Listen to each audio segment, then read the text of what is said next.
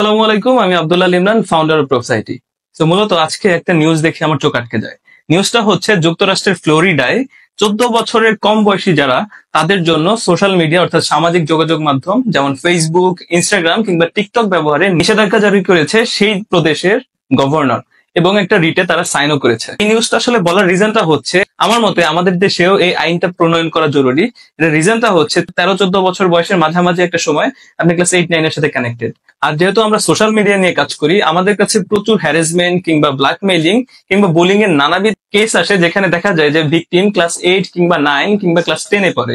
অর্থাৎ খুবই অল্প বয়সে তারা সোশ্যাল মিডিয়ার সাথে কানেক্টেড, এবং এই অল্প বয়সেই তারা নানাবিধ সাইবার ক্রাইমের শিকার। এটা তো গেল মুদ্রার এক পিঠ। মুদ্রার অপর পিঠের কথা যদি আমরা বলি, আমরা সাম্প্রতিক সময় দেখতে পাচ্ছি টিকটক কিংবা অন্যান্য সোশ্যাল মিডিয়ার থ্রু আউটে কিশোর গ্যাং সহ নানাবিধ অপরাধের সৃষ্টি হচ্ছে, যেখানে দেখা যায় যে যে সমস্ত অপরাধকারীরা এর সাথে সংশ্লিষ্ট, তাদের বয়স 14 কিংবা 15 কিংবা 16 বছরের কাছাকাছি।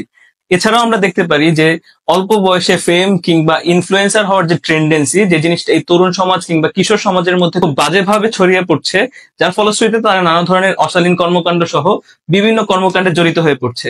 এদের বয়সটাও কিন্তু এই 14 কিংবা 15 কিংবা 16 বছর বয়সের মাঝামাঝি। তো এই অল্প বয়সে যখন ফেমের জন্য তারা নানাবিধ অশালীন কর্মকাণ্ডে জড়িত হচ্ছে, একটা সময় গিয়ে যার বাজে প্রভাব পুরো জাতির উপর পড়ছে। ফ্লোরিডার যে আইন, এই আইনটাকে একটু পরিমার্জিত করে কিংবা আমাদের মতো করে আমাদের প্রেক্ষাপটে যদি বাস্তবায়ন করা হয়, সেক্ষেত্রে আমার মনে হয় সোশ্যাল মিডিয়া থেকে এই সমস্ত অল্প বয়সী ব্যবহারকারীর সংখ্যা যেমনটা কমবে, অপরাধটাও অনেকাংশে কমিয়ে আনা সম্ভব হবে।